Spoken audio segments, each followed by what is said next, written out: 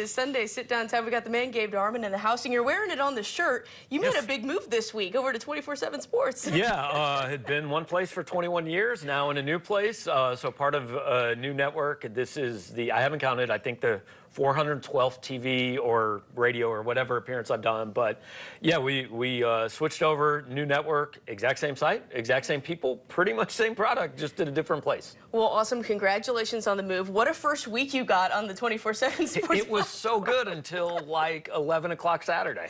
Does embarrassing kind of describe the loss at College Station yesterday? You know, I said on our show yesterday, like, I don't use that word to talk about sports. I hate it.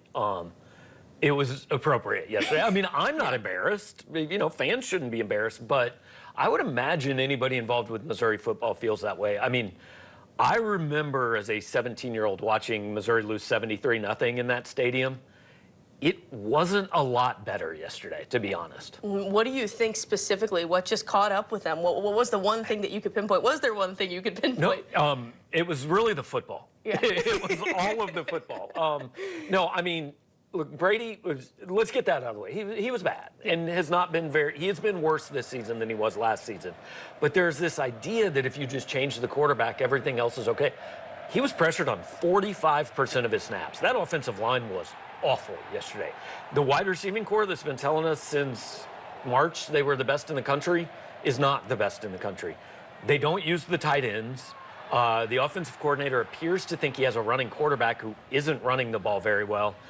And the hardest thing for Connor Wegman to do yesterday was decide which open receiver he would throw the ball to after, I think it's very possible, Missouri just told the world we're not preparing for him at all this week, and then looked like they had not prepared for him at all. Well, sticking offensively for a minute here, you know, what do you feel like changed? You look at 2023 Brady Cook and his receivers to 2024. What changed? I don't think it's actually been significantly worse than it was last year.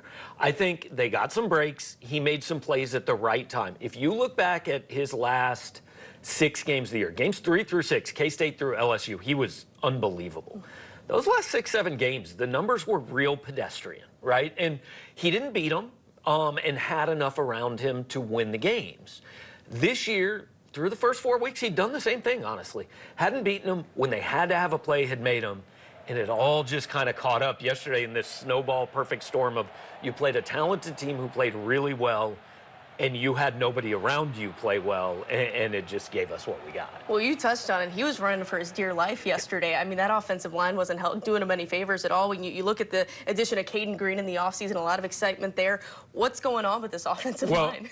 I mean, fans spent 2.5 years trying to get rid of Xavier Delgado. Right. And there was one play in particular that I feel bad for Caden when they show on film because he blocked no one, and Brady got killed.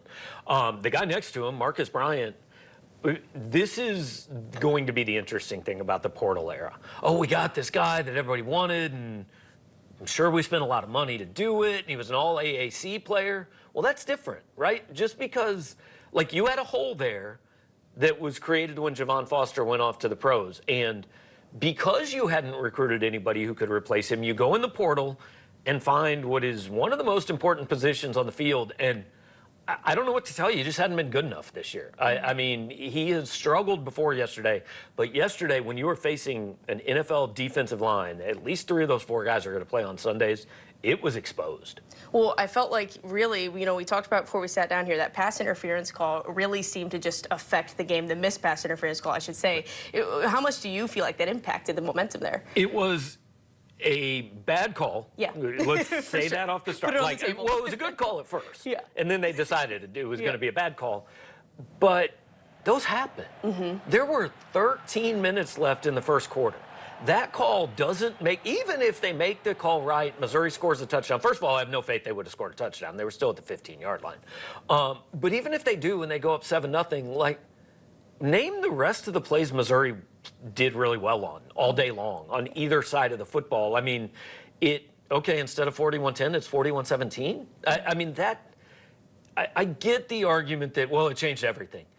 If you are a football team who allows that to happen, that's on you. That's totally your fault. Well, switching to the defensive side of things, obviously just a deluge yesterday, but if you really look at the 3 games before that, 1,100 yards total offense given up in those 3 games. What do you kind of decipher with this defense under Corey Batoon? It had been the big plays, right, up until then. And you just thought, well, hey, if they can iron those out, well, they couldn't. And then they gave up, I think they gave up 8.5 yards a play yesterday. I think it's 2 things. Maybe they really do miss those 5 guys that are in the NFL that we talked about way back when, right? And yesterday, it really did just look like they had a game plan in to keep Marcel Reed in the pocket, and Mike Elko kept Marcel Reed on the sideline, and Connor Wigman picked him apart. When Eli talks so much about Reed, and I've said this all over, I asked him, you seem very convinced that Connor Wigman's not going to play. He looked at me like that was the dumbest question he'd ever gotten. He just told everybody, and so I didn't know if he was telling everybody Marcel Reed's going to play or if he was telling everybody, hey, we know Wigman's going to play, but we want them to think we haven't prepared. I mean, it sure looked like they thought one guy was going to play and the other guy played. Well, you look at some of these issues that have been popping up, missed tackles, obviously red zone efficiency. How fixable do you feel like these things are at this point in the season? Well, and it goes back to the quarterback conversation. I think everybody wants to be able to say, well, it's just this one thing, because that's easy. Right? If all you got to fix is one thing, it's no problem. What does Missouri not have to fix from yesterday? I mean, Blake Craig made a point after, and Luke Bauer punted well. So the kicking game probably have an easy week of practice.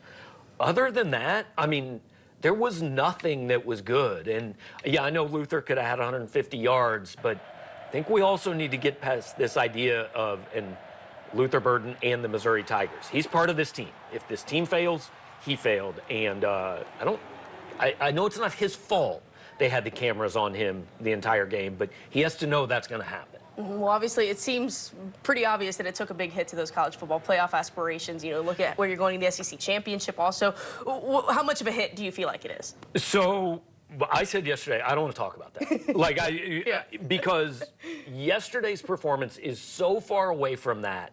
And I'm not saying that's what Missouri's been thinking about. I don't know. I'm not in that locker room. They've publicly said all the right things. But right now, they need to be more concerned about, can we beat Auburn than can we make the college football playoff? Now, that said, 14 of the top 34 teams in the country lost yesterday. Like, if there was a day to lose, that was the day to lose. They're still ranked, not because they've done anything to be ranked, but because nobody else should be ranked either. Like, I don't know if everybody's good or everybody's bad. I was kind of saying that with one of my friends yesterday. You look at Alabama go down, you look at Tennessee. Does that have to make Mizzou fans maybe feel just a little bit better out there? A little bit, yeah. And I know there are Mizzou fans today who are going, well, how come they only fell 6 spots and we fell 12? Well, because they were at least competitive. Right. Like, you were not competitive in that game, and that leaves a mark, right? So, yeah, we can talk about, hey, maybe still at 10-2 you could get in. At 11-1 you definitely get in. But again, that is so far away from what this team put on the field yesterday. And what I wrote yesterday was, okay, that's their worst, and they're not that bad. But we haven't seen good yet. We've seen okay. We haven't seen good. Well, still a lot of football ahead. I appreciate you making some time. Congrats again on the move to 24/7. Appreciate it. Thank you. Awesome. For the rest of you guys, we'll be right back after the break.